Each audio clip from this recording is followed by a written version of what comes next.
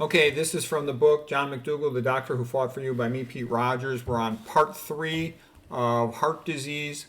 And you can correlate and estimate the likelihood a patient will have more than 50% narrowing, stenosis of the coronary arteries. These are for people under 40 years, so these are young patients. If their total cholesterol is less than 200, only 20% of them will have more than 50% stenosis, partial blockage in their coronary arteries. And we're talking about the epicardial coronaries, of course. Left main, left anterior descending, left circumflex, right coronary. Okay, if their total cholesterol is 226, 250, about half of them will have 50% or more blockage. That's a lot. Okay, if they're over 300, 80% of them will have a blockage. All right, so total cholesterol is a very important thing. There's all kinds of nonsense on the internet trying to tell people cholesterol doesn't matter. That's wrong. It does get more confusing when patients have been partially treated with statins and other lipid lowering drugs. Okay, but if you can do it just by diet alone, keep it below 150, 140, you're in good shape. Okay, let's scroll up a little bit here.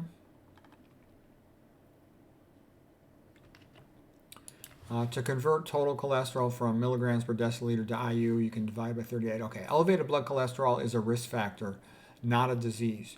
You can get a blood test for total cholesterol for only about $10. It's true that sometimes a person has a high cholesterol but clean arteries, or even the opposite. But a relatively normal cholesterol that has atherosclerosis is not that common. Okay, so it's useful. It's not always 100% accurate, but it's useful. And you can also have microvascular disease and have clean, epicardial coronaries, the big ones on the outside of the heart. The clinical goal is to get your total cholesterol below 150 because persons below 150 have a very low incidence of coronary artery disease. To be below 150 is the ideal level of total blood cholesterol, and he would go by total blood cholesterol. Pritikin was even more strict. He would like it to be below 140. Okay, inflation of a balloon in a coronary artery is called balloon angioplasty. The medical abbreviations are PTCA, that's percutaneous transcatheter angioplasty. Some would use the abbreviation POBA, plain old balloon angioplasty. I can tell you most of the time nowadays they call it PCI, percutaneous coronary intervention, and that usually means a stent. Okay, coronary artery balloon angioplasty was invented by Andreas Roland Grünzig, a German doctor. Grünzig encountered obstacles to practice in Germany, so he moved to Switzerland. And cardiologists started performing balloon angioplasty in the coronaries in the late 1970s, but they ran into problems of distal embolization. Parts of the plaque would break off and go distally and could block arteries there. You could potentially break the arterial wall. I had a relative, one of my uncles, who died from a coronary artery dissection during a cardiac cath, a routine diagnostic cath. So it's a serious thing. The embolized pieces of plaque can float distally and include arteries.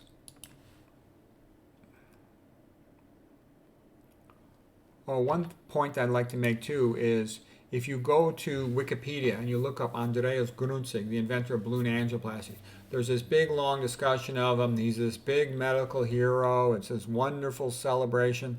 But the reality is balloon angioplasty and stenting doesn't increase longevity at all, like a big zero. On the other hand, low-fat vegan diet has dramatic improvement in treatment of coronary arteries, but you won't see all this laudatory praise. In Wikipedia, they slander Dr. McDougall, okay? And they very often slander anybody who's not selling drugs or surgeries, things that make money for the establishment, conventional medicine. They get slandered. And then somebody who does help them make money, like Grünzig stents, make a lot of money. You pay $30,000 a stent. He's a big hero in Wikipedia. There really ought to be an alternative publication. I'm not aware if there's any significant ones. Okay, then the cardiologist developed bare metal stents, BMS, to smush the atherosclerotic plaque against the arterial wall. A BMS is like a soda pop can. You can cut it you cut out the top and the bottom of it. The walls of the BMS are porous, like a chain link fence with small holes. One of the biggest problems with the BMS is that the arterial wall continues to proliferate and can grow into the stent, and this can occlude the stent. With bare metal stents, about 40% of arteries are closed down within a year. So the cardiologist developed a new stent called a DES, drug-eluting stent.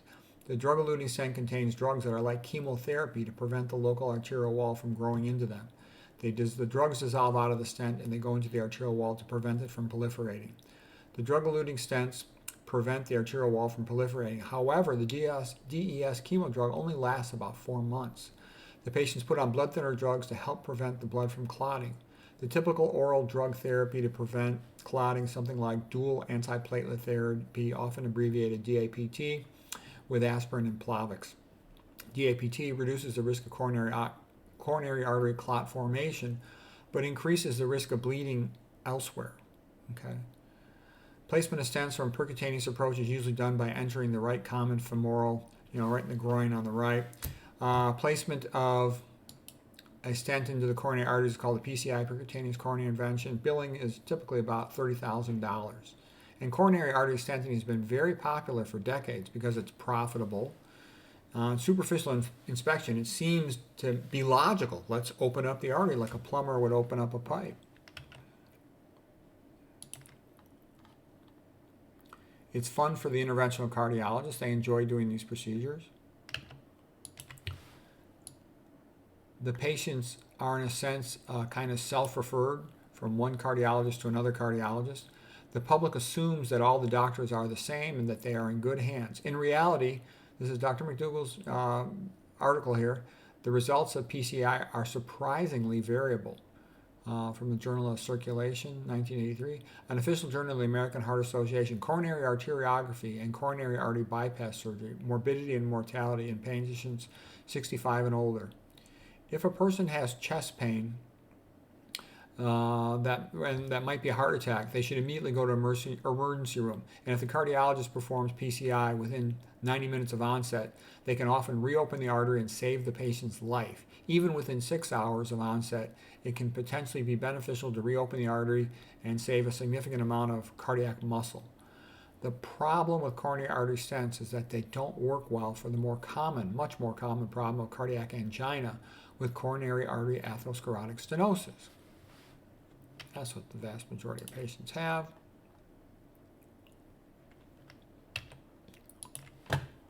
Journal of the American College of Cardiology, successful recanalization of native coronary artery total occlusions is not associated with improved long-term survival.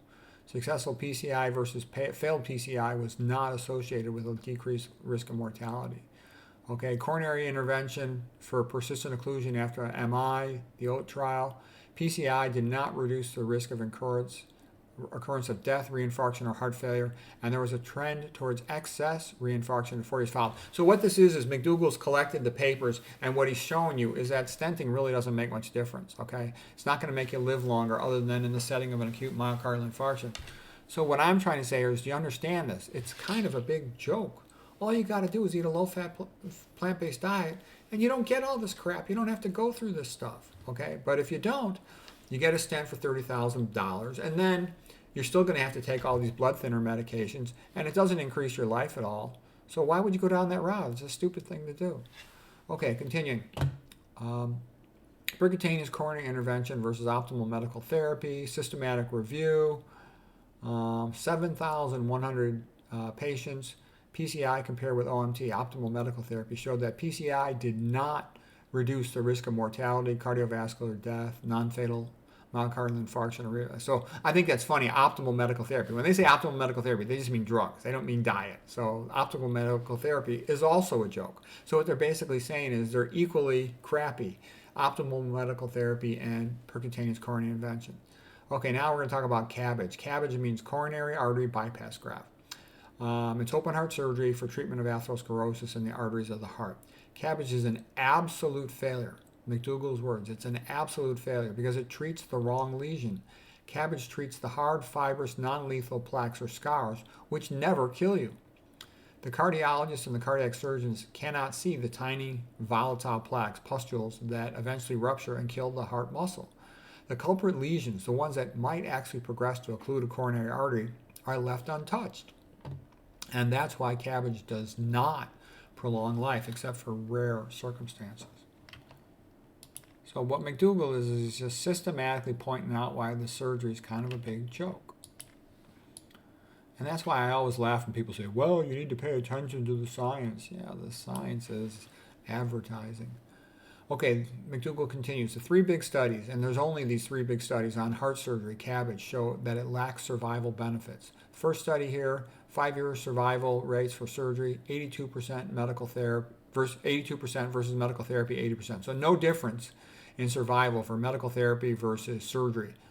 But you go through a lot of morbidity with surgery. You know, they got to take a buzzsaw down the middle of your chest. They got to harvest a vein from your leg. It's no fun. They got to take the lima to the LAD, left internal mammary artery, to the left anterior descending artery. It's a big deal. Okay, the CAS study. CAS study is 5-year survival for surgery is 95%. Now that's pretty good. For medical therapy, 92%. And one must remember that the surgery comes with great financial cost, pain, suffering, risk of complications, and death. Okay, so the bottom line, the point of all this was no significant benefit from open heart surgery or stenting for increased longevity, duration of life.